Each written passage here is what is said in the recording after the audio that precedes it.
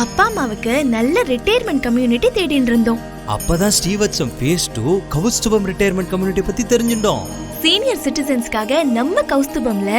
Ambulance facility, house keeping, senior gym, high class vegetarian food, Shiva Vishnu ஆலயம், பாடசாலை, கோசாலை, walking track, park, travel arrangements, 24 hours security, 24 hours power backup generator, indoor games, entertainment programs, இப்படி பெரியவாளுக்கான சகல வசதிகளோட அமைஞ்சதுதான் Srivatsam phase 2 Kaustubham retirement community. Thiruvidaimarudur Sri Mahalinga Swamy திருக்கோவில் இருந்து 800 மீட்டர்ல அமைஞ்சதுதான் நம்ம கௌஸ்துபம் ட்ரெடிஷனல் ரிட்டையர்மெண்ட் கம்யூனிட்டி.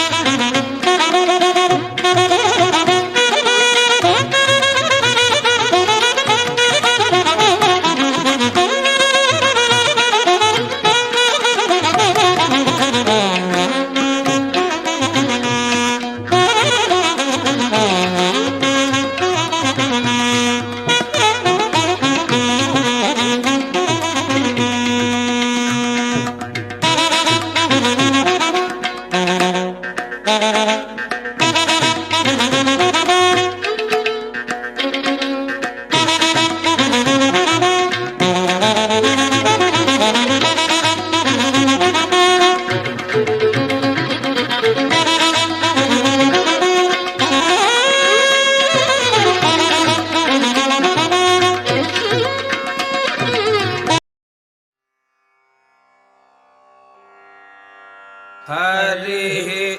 ॐ सहस्रशीर्षा पुरुषः सहस्राक्षः सहस्रपात् स भूमिं विश्वतो वृत्वा अत्यतिष्ठद्दशाङ्गुलम् पुरुष एवेदगुं सर्वम् यद्भूतं यच्च भव्यम् उदामृतत्वस्येषानः यदन्नेनातिरोहति एतावानस्य महिमा अथोऽध्यायागश्च पूरुषः पादोऽस्य विश्वभूतानि त्रिपादस्यामृतम् दिवि त्रिपादोर्ध्व उदैत्पुरुषः पादोऽस्येह भवात् पुनः ततो विश्वं व्यक्रामत् शासनानसने अभि तस्मात् विराडजायत विराजो अधिपूरुषः स जातो अत्यरिष्यत पश्चाद्भूमिमतो पुरः यत्पुरुषेण हविषा देवायज्ञमतन्वत वसन्तो अस्यासीराज्यम् ग्रीष्मजिह्मः शरद्धविः सप्तास्यासन्परिधयः 37 कृताः देवायज्ञन्तन्वानाः अपध्नन् पुरुषं पशुम् तयज्ञं बर्हिषि प्रोक्षन् पुरुषं जातमग्रतः तेन देवा अयजन्त साध्या ऋषयश्च ये तस्माद्यज्ञात् सर्वहुतः संभृतं वृषदाज्यम् पशोगस्तागश्चक्रे वायव्याने आरण्याङ्ग्राम्याश्च ये तस्माद्यज्ञात् सर्वहुतः ऋचः सामानि जज्ञिरे छन्दागुंसि जज्ञिरे तस्मात् यजुस्तस्मादजायत तस्मादश्वा अजायन्त ये केचोभयादतः गावो हजज्ञिरे तस्मात् तस्माज्जाता अजावयः यत्पुरुषं व्यदधुः कतिधा व्यकल्पयन् मुखं किमस्य कौ बाहू काहूरूपादा उच्येते ब्राह्मणोऽस्य मुखमासीत् बाहुराजन्यः कृतः भूरो तदस्य यद्वैश्यः पद्भ्यागुं शूद्रो अजायत चन्द्रमा मनसो जातः चक्षोः सूर्यो अजायत मुखादिन्द्रश्चाग्निश्च प्राणाद्वायुरजायत नाभ्या आसीदन्तरिक्षम् शीर्ष्णोद्योः समवर्तत पद्भ्याम् भूमिर्दिशः श्रोत्रात् तथा लोकागुम् अकल्पयन् वेदाहमेतम् पुरुषम् महान्तम् आदित्यवर्णम् तमसस्तु पारे सर्वाणि रूपाणि विचित्य धीरः नामानि कृत्वाभिवदन् यदास्ते धाता पुरस्ताद्यमुदा जहार शक्रः प्रविद्वान् प्रदिशश्च तस्रः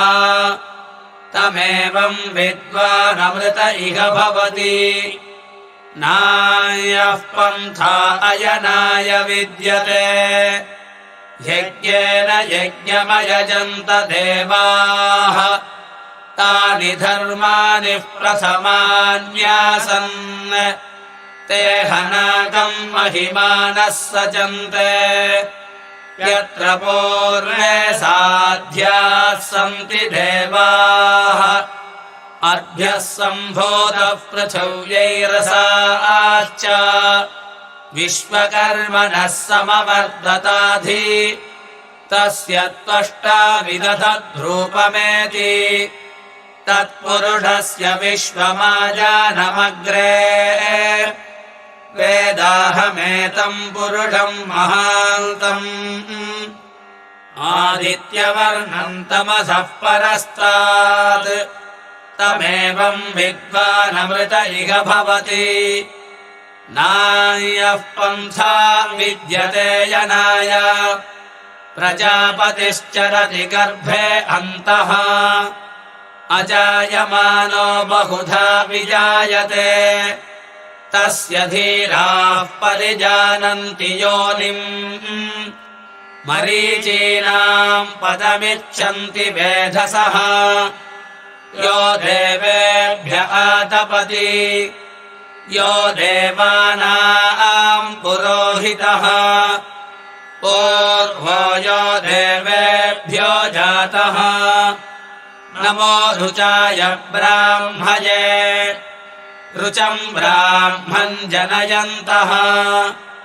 देवा अग्रे तदब्रुवन् यस्त्वैवम् ब्राह्मणो विद्यात् तस्य देवा अशंवसे स्त्रीश्च ते लक्ष्मीश्च पत्न्यौ अहोरात्रे पार्श्वे नक्षत्राणि रूपम् अश्विनौ व्यात्तम् इष्टम् मनिधाना अमुम् मनिधाना सर्वम् मनिधाना सहस्रशीर्षम् देवम् विश्वाक्षम् विश्वशम्भुवम् विश्वन्नारायणम् देवमक्षरम् परमम् प्रभुम् विश्वतः परमम् नित्यम् विश्वन्नारायणगुम् हरिम् विश्वमेवेदं पुरुषस्तद्विश्वमुपजीवति पतिं विश्वस्यात्मेश्वरगं शाश्वतगं शिवमच्युतम् नारायणं महाज्ञेयं विश्वात्मानं परायणम्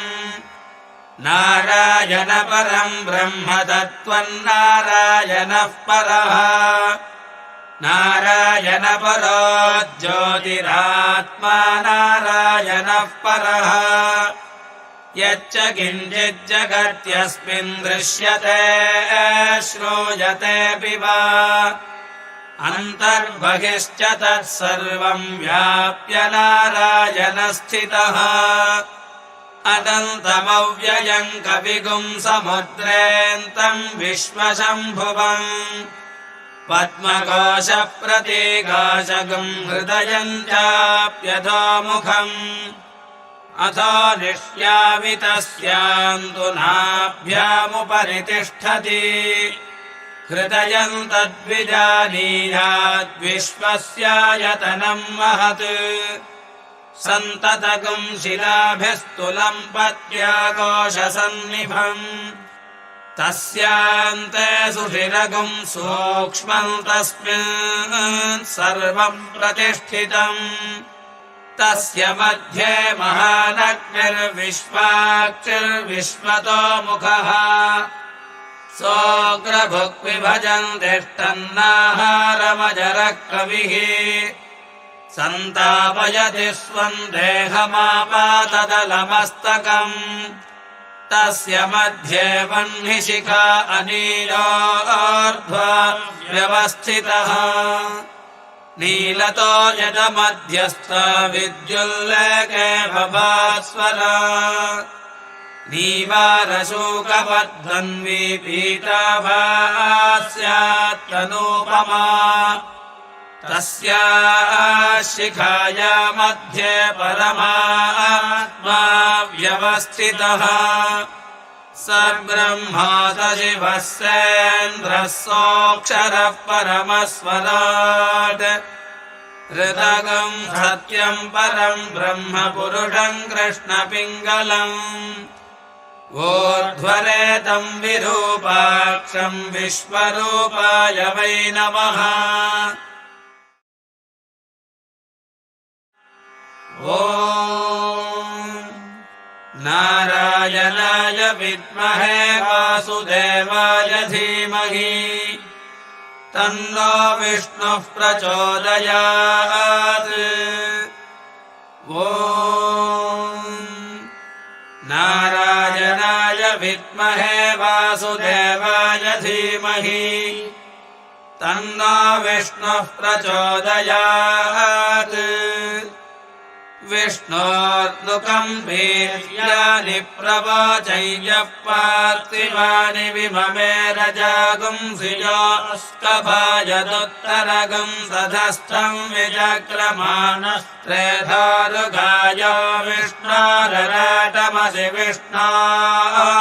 पृष्ठमसि विष्णोऽस्य प्रेस्थो विष्णोऽस्योरसि विष्णो ध्रुवमसि वैष्णवमसि विष्णवे त्वा तदस्य प्रियमभिपाथो अस्याम् नरो यत्र देवयभो मदन्ति गुरुक्रमस्य सखि बन्धुरिच्छा विष्णोः पदे परमे मध्वमुत्सः प्रदद्विष्णुस्तवते वीर्याय मृगान भीमः कुचरो गिरिष्टाः यस्योरिषु विक्रमणेषु अधिक्षिजन्ति भुवनानि विश्वा परोमात्रया तनुवावृधाना न ते महित्वमन्वश्नुवन्ति उभेते विद्मरजसि पृथिव्या विष्णोदेवत्वम् परमस्य वित्से विचक्रमे पृथिवीमेघयेताम् क्षेत्राय विष्णुर्मनुषेदशस्यन् ध्रुवदो अस्य कीरयोजनासः पुरक्षितिगं सुजनिमाचकार त्रिर्देवः पृथिवीमेष एता विचक्रमे सतच्च सम्महित्वा प्रविष्णुरस्तु तमसस्तवीजान् त्वेषज्ञस्य स्थविरस्य नाम अथो देवा अवन्तु नो यतो विष्णुर्विचक्रमे पृथिव्याः सप्तधामभिः इदं विष्णुर्विचक्रमे त्रेधा निदधे पदम् सबोढमस्य वागुं सुरे त्रीणि पदा विचक्रमे विष्णुर्गोपा अदाभ्यः ततो धर्माणि धारयन् विष्णोः कर्माणि पश्यत यतो व्रतानि पश्पशे इन्द्रस्य युज्यः सखा तद्विष्णोः परमं पदगं सदा पश्यन्ति सूरयः दिवेव चक्षुरा ततम् तद्विप्रासो विपन्यवो जागृवागुं सत्स्वमिन्धते विष्णोर्यत्परमं पदम्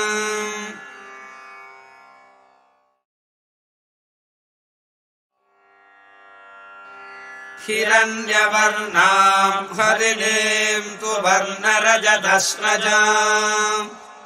चन्द्रां हिरण्मयीं लक्ष्मीं जातवेदो महावः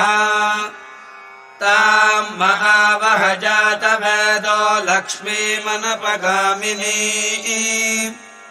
यस्यां हिरण्यं विन्देयङ्गामश्वं पुरुषानहम् अश्वपूर्वां रथमध्यां हस्तिनाथ प्रबोधिनीम् श्रियं देवीमुपह्वये श्रीर्मा देवीर्जुषताम् कांसोऽस्मितां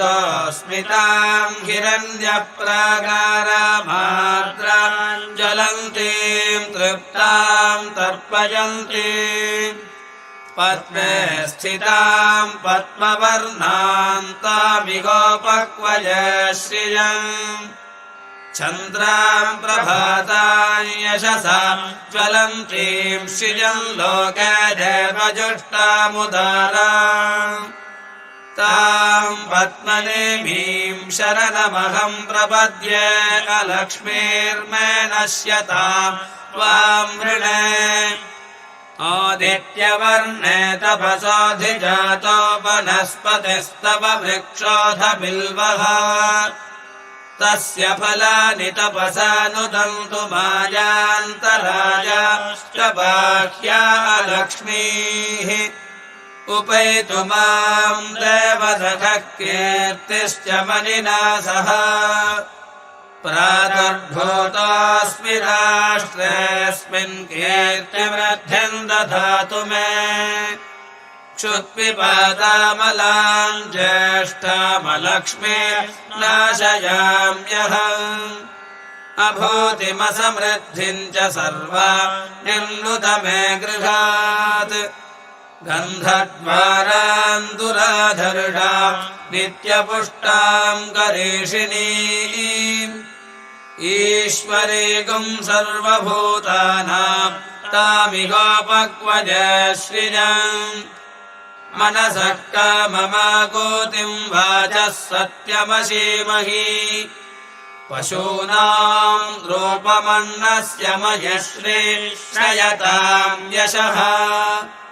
कर्दमेन प्रजा भूता मयि सम्भव कर्दमा श्रियं वासय मे कुले मातरं पद्ममालिनीम्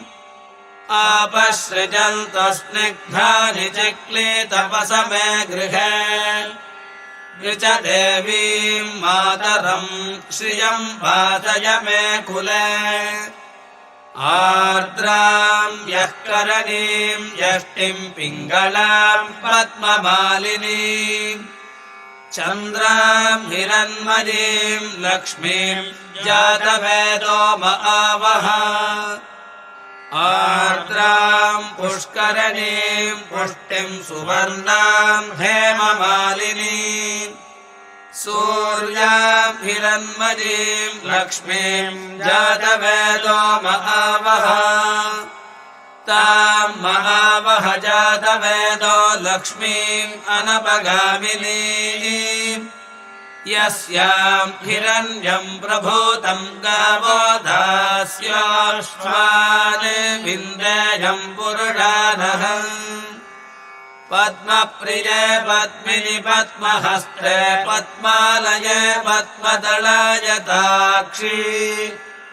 विश्वप्रिये विष्णुमनोनुकूले त्वत्पादपद्मम् महिसन्निधत्स्व श्रियै जातश्रिय अनिर्याय श्रियम् वयोजनदृभ्यो दधातु श्रियम् वसाना अमृतत्वमायन् भजन्ति सद्यः समिधामितद्योन् श्रिय एवैनन्दच्छ्रियामा दधाति सन्ततमृषावषत्कृत्यम् सन्धत्तम् सन्धीयते प्रजया पशुभिः य एवम् वेद ॐ महादेव्यै च विद्महे विष्णुपत्नी च धीमहि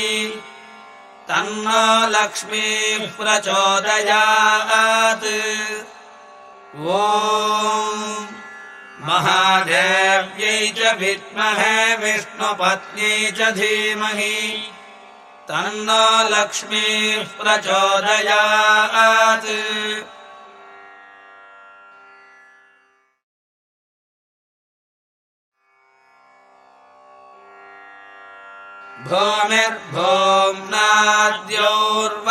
भूमिर्भूम्नाद्योर्वरिणान्तरिक्षम् महित्वा उपस्थेते देव्यदितेऽग्निमन्नादमन्ना ध्यायादधे आयङ्गोः कृष्णिरक्रमे दशरम् मातरम् पुनः पितरम् च प्रयम् सुवः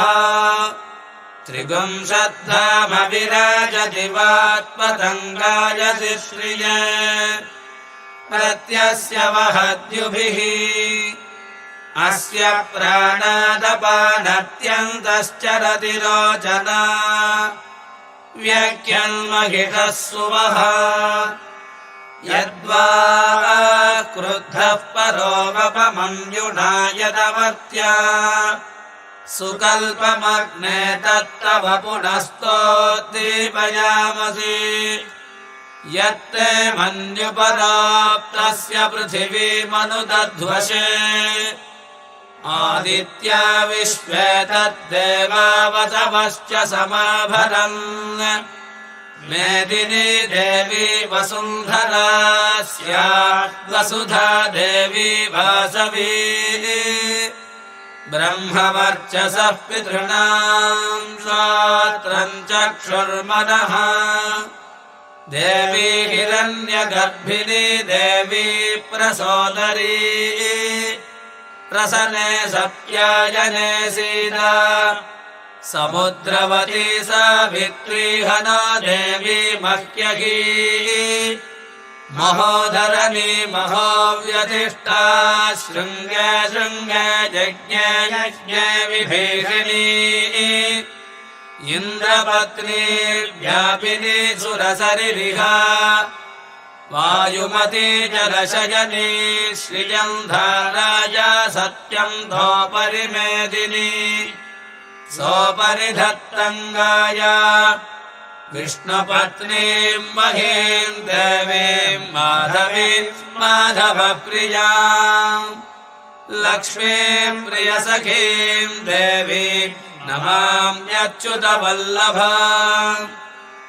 ॐ धनुर्धरायै विद्महे सर्वसिद्ध्यै च धीमहि तन्नो धरा प्रचोदयात्। ॐ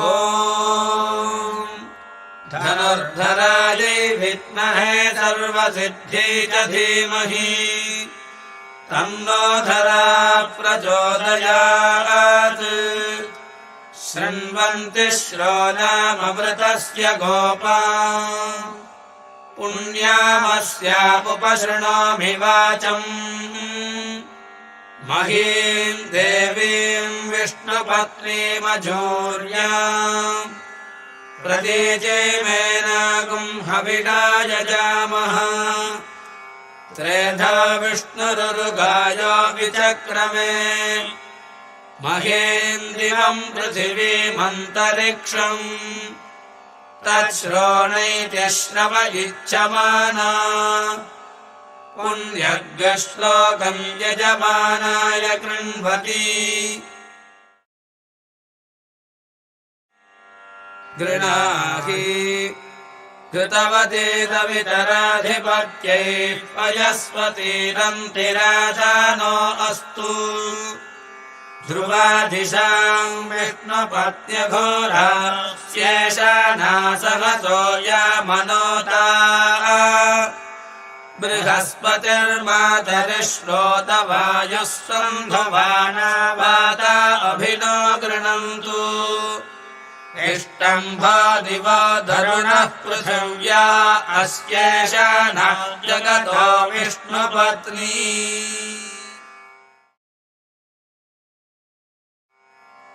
शं नो मित्रः शं वरुणः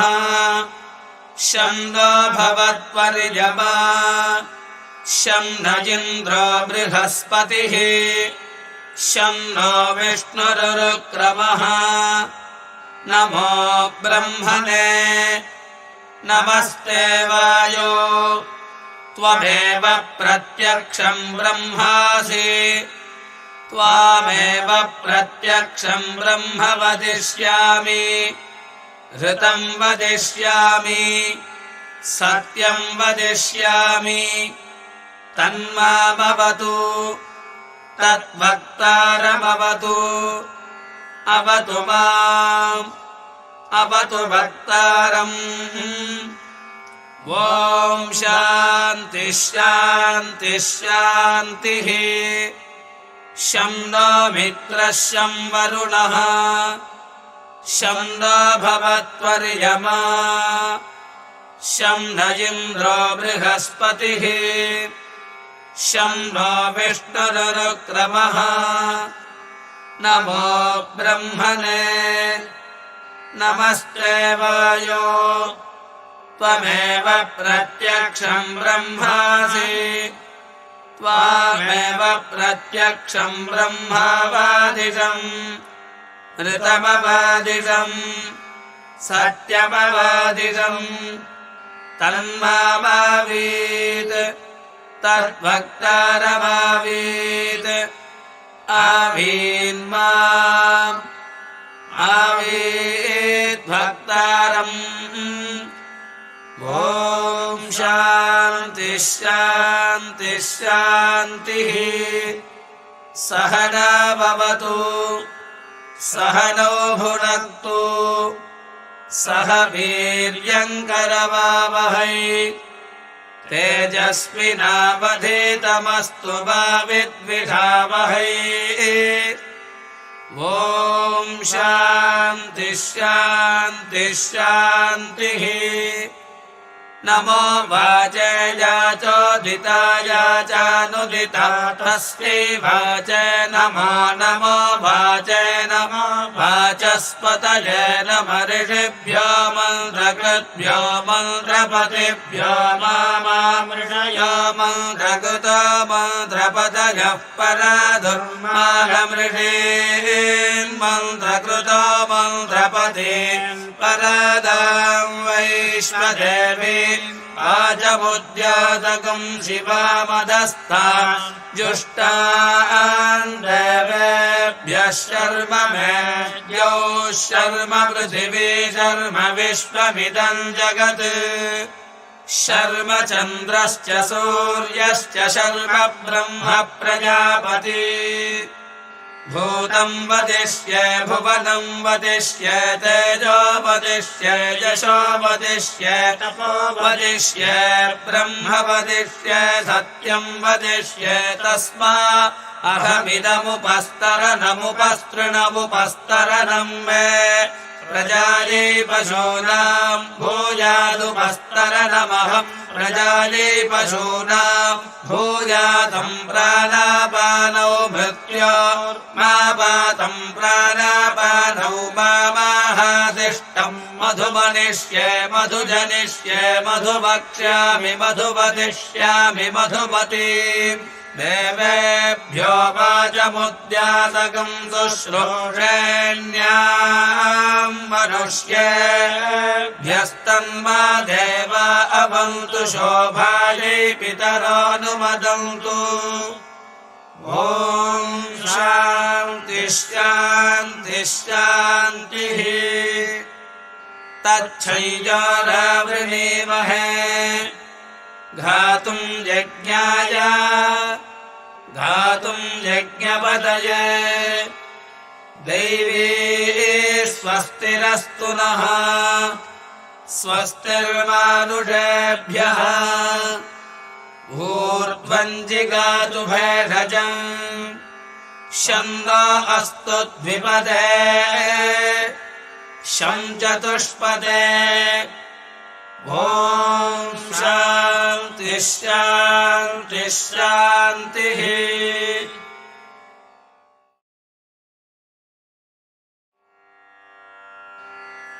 शं नो वातः पवतां मातरिश्वासन्नस्तपतु सूर्यः अहनिशं भवन्तु नः सगुं रात्रिः प्रतिधीयताम् समुषानोऽप्यच्छतु समादित्य उदेतु नः शिवा नः शन्तमा भवतु मृडीका सरस्वती माधेव्यामसन्दृशे इडायैवास्तसि वास्तु मद्वात्सवन्तो भूयास्ममावास्तोऽस्तिस्मक्यभास्तु सुभूयाद्योऽस्मान् च वयं विष्मः प्रतिष्ठादिप्रतिष्ठावन्तो भूयास्ममा प्रतिष्ठाया चिस्मक्यप्रतिष्ठः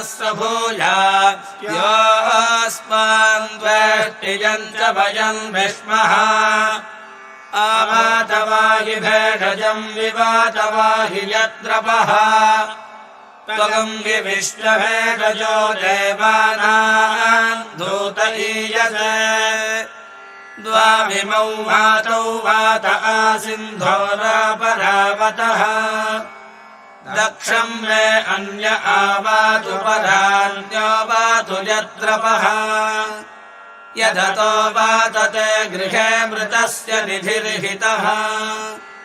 ततो नो देहि जीवसे ततो नो देहि भेषजम् ततो भामः आवह वात आवातु भेषजम् शम्भोर्मयो भोर्नो हृदे प्रण आयोगुं हृतारिषत् इन्द्रस्य गृहोऽसितं त्वा प्रपद्येत गुह्राश्वः सहयन्मे अस्ति तेन भूः प्रपद्ये भुवः प्रपद्ये सुवः प्रपद्ये भोर्भुवः सुवः प्रपद्ये वायुं प्रपद्येनार्तां देवतां प्रपद्ये श्मनमखनं प्रपद्ये प्रजापते ब्रह्मकोशं ब्रह्म प्रपद्य ॐ प्रपद्ये अन्तरिक्षं पूर्वन्तरं बृहदग्नयः पर्वताश्च यजावातः स्वस्त्या स्वस्तिवान्तया स्वस्त्या स्वस्ति